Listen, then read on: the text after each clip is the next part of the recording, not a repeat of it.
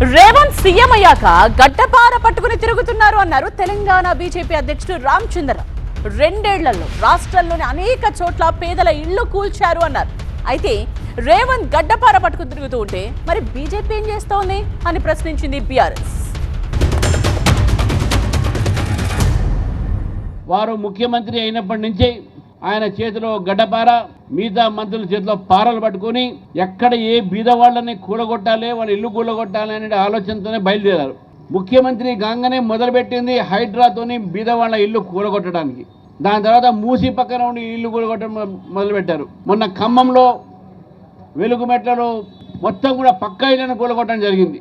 ఈ ప్రభుత్వాన్ని కేవలము కూలగొట్టడాలు లేకుంటే ఆత్మహత్య చేసుకోవడానికి పరిస్థితులు మాత్రమే నిర్మాణం చేసింది. బీజేపీ మరి రామచంద్రరావు అని అన్నాడు, గడ్డపార పట్టుకొని తిరుగుతున్నారు అన్నాడు. మరి ఏం చేస్తున్నారు రామచంద్రరావు గారు? మీరు బీజేపీ అధికారంలో ఉన్నారు కదా, ఆయన గడ్డపార లాక్కోవడానికి మీకు దమ్ము లేదా? హైడ్రా మీ మిషనరీ ఆపడానికి మీకు చేతనైతే లేదా అన్న? మీరే కదా మీ చోటాబాయిని ఎంతసేపట్లో ఆపొచ్చు, అది ఆపరు.